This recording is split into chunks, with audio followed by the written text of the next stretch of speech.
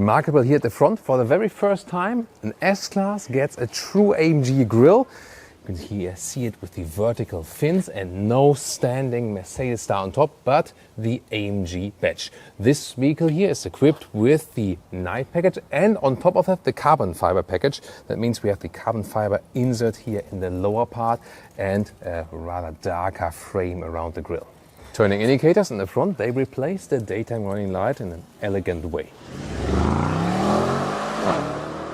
5.34 meters or 210 inches is the length of this vehicle, and powertrain wise we have the V8, which is powering both axles actually, rear wheel bias, it's an all-wheel drive system, plus an electric motor that is just powering the rear axle. Soon more to that concept.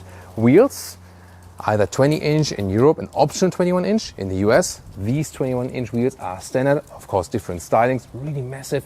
And then you can also get optionally these carbon ceramic brakes here with the bronze calipers, also very impressive element. The carbon fiber pack also adds more carbon fiber here to the side mirrors and also to the lower spoiler part. And you have this classic S-Class design style.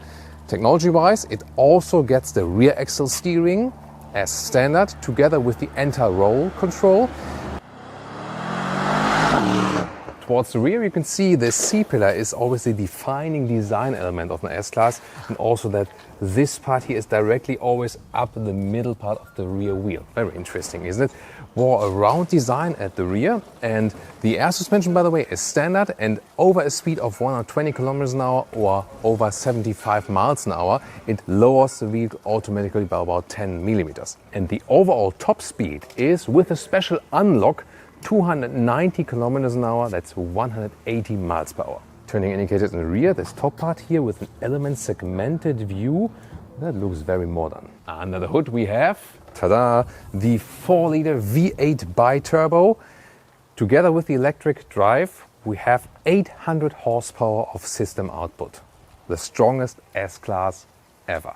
3.3 seconds is the acceleration figure. On the passenger side here you have the fuel fill, and on the driver's side you have the AC plug, 3.7 kilowatt. Key fob with AMG badge. Flush door handles, you swipe them or open close with the key fob.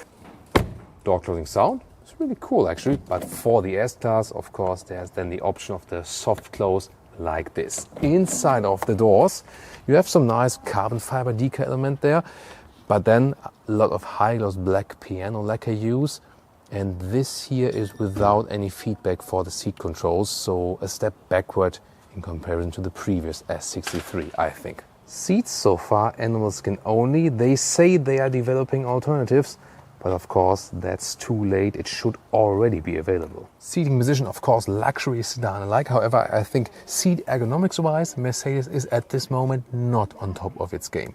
I like the grip here, the microfiber grip of the steering wheel, and here this AMG steering wheel is always sporty, not only visually but also, you know, how you can grab it and so on. It just has the better size. This vehicle here is equipped with the panoramic roof, front and rear. It's split, and in the front you can actually also open it. And with 189 or 6'2", you still have some headroom here in the front. There you can see it's not the tallest opening, but still a pretty cool option to have. Interior cockpit overview here with the vertical screen. And I think it's good that we don't have this EQ hyperscreen here. I think this is a better solution because then you have more of this decor element, like here with carbon fiber, but also other ones are available, and you can always see the ambient lighting going around. Of course, you can change the colors of the ambient lighting. So many are available. Of course, even cooler in nighttime driving. On this AMG specific steering wheel, you have these controls here, for example, for the driving modes. EL would be the pure electric one, and then here when I switch to sport, you hear it, then the engine goes on, sport plus, then the exhaust note is more prominent. And on the left side, you control, for example, the suspension stiffness, or you can also tune the sound up and so on, so really flexible, and you can easily do that all while driving. And here in the instruments, you can switch from the classic view to the sport view, or also super sport. Yeah, it goes faster and faster up to track pace. And you can also get this head-up display. Infotainment system has this inbuilt GPS, is also decently responsive and quick. This is the main overview. The climate unit here, it's not too hard to control it. Yes, I do prefer real buttons and knobs and so on, but for a digital solution, you can live with it. Hey, and have you seen that? Here the climate changing ambient lighting function. That looks amazing, doesn't it? When you go warmer or colder. And that even runs through the rear doors. Wow, and that optional Burmester sound system here gives a really crisp sound indeed. Just remember, the Burmester sound systems always try to make the sound most authentic as possible as the original source. They don't deliver this bass-intensive club sound. And you can see here, this is the Apple CarPlay integration, wireless or wired, and the same counts for the Android Auto. Middle console here in the front, cup holders, but they don't hold higher bottles tight enough. USB-C charger, inductive charger, and here the split armrest with more charging. Look at that, now it's time to check out the rear seating area. First of all, when I take a seat in the left part here, this is the seat as I would be driving. You can see here, this is of course the long wheelbase version, and then I have a lot of legroom left, although I'm driving in the front. Headroom, when I lean backward here, is also fine. And then you can get different setups here. This one is a 5-seater, and you can fold up this middle part here. Well, sitting in the middle part is not the focus, not too comfortable, but for short ways it would work. And then I switch over here. I took my shoes off before. Here we can fold down this then as a middle console. You have more space in here, inductive charging pad. You also have this separate screen you can take out, and then you can control here, for example, like the seating and massage functions and so on. But you can also control it here at the rear seat entertainment system. And I really like these buttons that control the rear shade, the upper shade, and also the shades for the side windows. So here you can lower or higher the window and just pull it one more time, and then the shade goes up. So easy solution. Second button I showed you underneath that is then for this top shade there, and this is just a shade, it's no opening whatsoever, but also very easy control. And the last button then there for this rear shade. And you can use these Mercedes headphones. They have actually very good passive noise cancelling, so I can't hear anything going outside around me anymore now. And if you press this magic button here, then you get this executive position here, the chauffeur mode or being chauffeured mode. Ooh, and here we go, automatic seatbelt reaches. And you can also get these inflatable seat belts.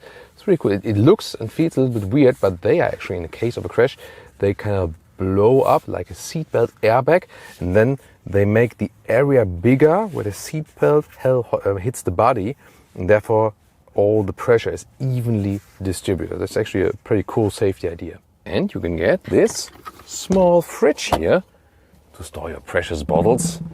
In this case, only water, because hey, it's an S63, so at any time I want to be able to jump from the being chauffeured position to the driver's position, back again to floor it out myself. For such a large vehicle, 305 liters of trunk capacity is relatively small. However, it's longer than 1 meter or 40 inches that you can use, and there's no separate step in here. That's the same as the normal plug-in hybrid S-Class. Sport Plus, let's go.